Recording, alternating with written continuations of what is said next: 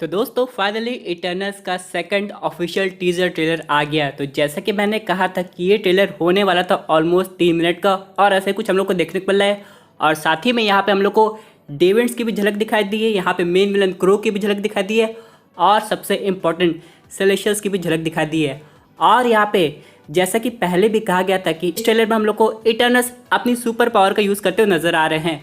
इसके अलावा दोस्तों यहाँ पे ये भी समझ में आया कि वो लोग क्यों हाइड हुए थे। तो आज हम लोग ये डिस्कस करेंगे और ये जानेंगे कि इटर्नल्स मूवी में आगे क्या होने वाला है। तो दोस्तों कंप्लीट वीडियो को स्टार्ट करने से पहले आप लोग कर दीजिए वीडियो को लाइक और कमेंट करके ये बताइए कि आप आज के इस ट्रेलर को 5 में से कितना स्टार देंगे। साथ ही साथ जो लोग मेरे चैनल पर नया, मेरे चैनल को सब्सक्राइब करके हमारी कॉमिक बुक टॉक्स फैमिली का हिस्सा बन जाइए। तो दोस्तों हम लोग शुरुआत करते हैं बिल्कुल नई अपडेट से।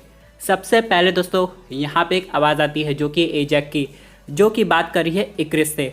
अब यहाँ पे एजैक इक्रिस को बता रही है कि थेनोस ने स्नैप किया था, लेकिन यहाँ के लोगों ने रिवर्स स्नैप करके सबको वापस बुला लिया। लेकिन उससे एक ऐसी एनर्जी पैदा हुई कि काफ़ी थी एक चीज़ के जागने के लिए। अब यहाँ पे ये लोग किसकी बात कर रहे हैं? जाहिर सी बात है ये लोग यहाँ पे डेविड्स की बात कर रहे होंगे। हो सकता है इटर्नल्स ने अपने किसी तरीके से डेविड्स को सुला दिया हो। बाद में यहाँ पे जैसे थेनोस ने स्नैप किया हो, उसके बाद एक रिवर्स स्नैप का इफेक्ट हुआ हो, यहाँ पे इतनी एनर्जी पैदा हो गई जिसकी वजह से डेविड्स जो काफ़ी समय से नींद में सोए थे और ह्यूमन सेफ थे उनके अटैक से, वो लोग अब जाग गए हैं। अब यहाँ पे इटर्नल्स के पास ज़्यादा टाइम नहीं है, उन लोग को बाहर आना है फिर से ह्यूमन्स को बचाने डेविड्स से। दोस्तों अगर आप लोग एनर्जी वेव को नोटिस करेंगे तो यहाँ पे ओशन पे ज़्यादा ध्यान दिया गया है। क्या पता इटर्नल्स ने डेविड्स को सुला के समुद्र के अंदर ही दबा दिया हो, और यहाँ पे ये वेव्स इसी बात का इंडिकेशन है कि डेविड्स अब जाग चुके हैं। और यहाँ पे इक्रिस उससे पूछता भी एजैक से कि हम लोग के पास कितना टाइम है, तो यहाँ पे एजैक बोलती है अब ज़्यादा टाइम नहीं बचा है। यानी दोस्तों इटर्नल्स के पास सिर्फ 7 दिन है डेविड्स को रोकने के लिए। अब दोस्तों यहाँ पे हम लोग देख सकते हैं इटर्नल्स एक रूम में बैठा है। हो सकता है ये रूम इनकी स्पेसशिप हो, और यहाँ पे हम लोग सेलेस्टियल का एक स्टैचू भी देखते हैं।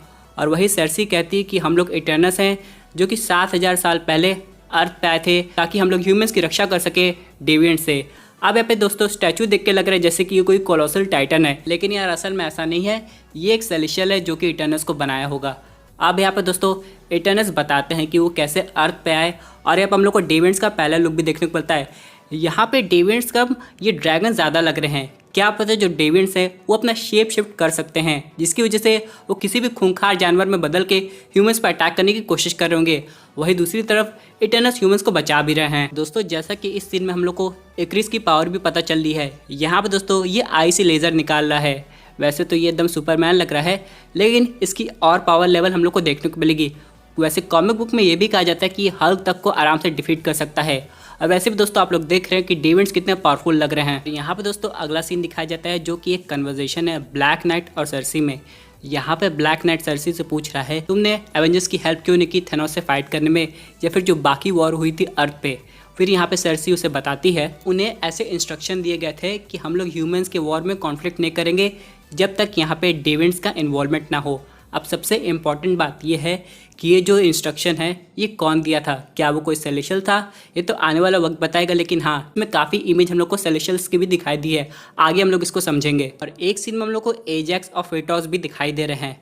लेकिन यहाँ पे फिर ब्लैक नाइट पूछता है बाय हुम, यानी कि तुम लोग को ये जो ऑर्डर है वो किसने दिया था। उसके बाद दोस्तों हम लोग को पहला लुक दिखाई देता है सेलेशियल का। दोस्तों ये देखने में तो काफ़ी अच्छा लग रहा है, लेकिन पता नहीं क्यों ये वही सेलेशियल मुझे क्यों लग रहा है जो कि पावर स्टोन का यूज़ किया था एक प्लैनेट को डिस्ट्रॉय करने के लिए।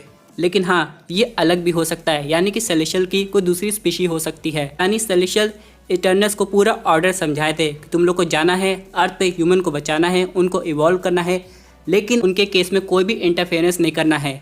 लेकिन अगर डेविड्स का इन्वॉल्वमेंट हो जाए, लोग ह्यूमंस को परेशान कर रहे हो, तब तुम इंटरफेरेंस कर सकते हो। और यहाँ पे हुआ क्या होगा, जैसे थेनोस ने स्नैप किया फिर रिवर्स स्नैप हुआ, डेविड्स जाग गए और इटर्नल्स को वापस से बाहर आना पड़ा ताकि वो ह्यूमंस को बचा सकें। अब यहाँ पे दोस्तों इक्रिस कहता है कि हम लोग को बाकी लोग को पता लगाना पड़ेगा, यानी वो लोग एवेंजर्स की तरह असेंबल होने वाले हैं।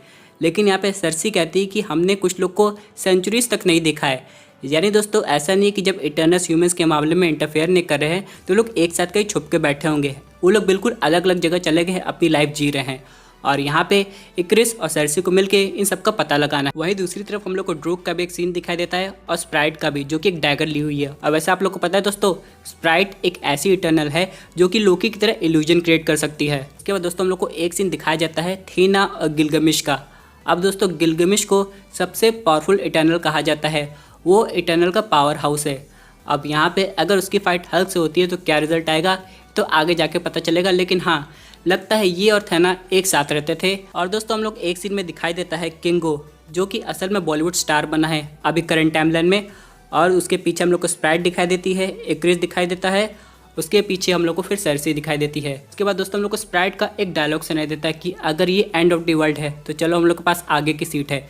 यानी दोस्तों इटर्नल्स के पास अब करंट टाइमलाइन में समय आ गया है ह्यूमंस की रक्षा करने का। और एक सीन में दोस्तों हम लोग को दिखाई देता है फेटोस और किंगो।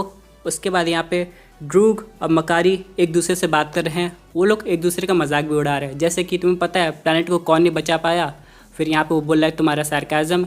यहाँ पे दोस्तों इटर्नल्स दूसरे से बड़ी फनी वे में रिएक्ट भी कर रहे हैं। अगला सीन दोस्तों हम लोग को दिखाई देता है फेटोस का, उसके पीछे बाकी इटर्नल्स है और यहाँ पे वो अपनी इटर्नल्स की स्पेसशिप निकाल रहा है। नहीं दोस्तों इतने समय तक उन्होंने अपनी स्पेसशिप भी छुपा दी थी ताकि किसी को पता ना चल पाए। उसके बाद दोस्तों हम लोग को इटर्नल्स का एक असेंबल हुआ सीन दिखाई देता है, जहाँ पर हम लोग देखते हैं सब इटर्नल्स को। और यहाँ पे थैना बोल रही है कि हम लोग जब से आए हैं तब से हम लोग इनसे प्यार करते हैं और जिससे हम लोग प्यार करते हैं उनकी रक्षा भी करनी चाहिए। उसके बाद दोस्तों हम लोग को एक सीन दिखाया जाता है ब्लैक नाइट का। उसके आगे से कोई बड़ी व्हीकल आ रही है और वो व्हीकल फिर किसी अलग चीज़ में कन्वर्ट हो जाती है।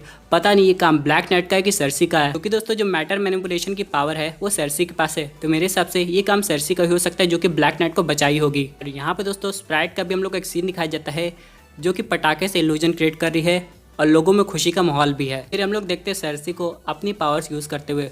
दोस्तों यहाँ पे ये कहा जा रहा है कि जो इटर्नल्स को जो लीड करेगी वो यही होगी, उसके पास सबसे ज़्यादा पावर्स होगी और ये चीज़ों को अपने हिसाब से चेंज भी कर सकती है। तो दोस्तों वोल्केनो इरप्शन का एक सीन दिखाया जाता है और यहाँ पे हम लोग देखते हैं किंगो को, जो कि एक्शन में है। वैसे तो किंगो जो इटर्नल है उसकी मेन खासियत है तलवार चलाना, लेकिन हाँ जैसे कि इक्रिस अपनी आई से लेज़र निकाल सकता है, वैसे किंगो अपने हाथों से लेज़र निकालता हुआ नजर आ रहा है और वो भी एक डेविड को संभाल रहा है। अब यहाँ पे ये भी डेविड ड्रैगन के रूप में हम लोग को दिखाई दे रहा है। फाइनली दोस्तों बैकग्राउंड में एक आवाज़ आती है जो कि है you can't protect any of them, और हम लोग को पहला लुक देखने को मिलता है इटर्नल्स के मेन विलन जो कि है क्रो का। और जैसा कि थ्योरी सच होती हुई दिखाई दे रही है, यहाँ पे एक इटर्नल का कनेक्शन डेविड के लीडर से है जो कि है थैना।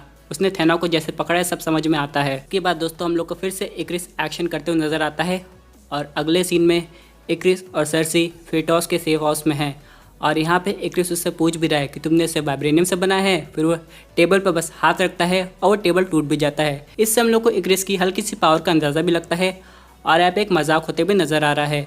लेकिन दोस्तों ऑल टुगेदर ये जो सेकंड ट्रेलर है ये पहले ट्रेलर से ज़्यादा डिटेल है और काफ़ी अच्छा भी है। तो दोस्तों ये थी एक अमेजिंग अपडेट जो कि रिलेटेड टू इटर्नल्स के ट्रेलर 2 से। आई होप आपको ये वीडियो पसंद आई होगी। वैसे आपके क्या व्यूज़ पर्टिकुलर टॉपिक पे अपने व्यूज़ जरूर कमेंट कीजिए। दोस्तों अगर आप ऐसे सुपर हीरो कंटेंट एंजॉय करना चाहते हैं तो हमारे चैनल को सब्सक्राइब करके हमारे सुपर हीरो फैमिली का हिस्सा बन जाइएगा।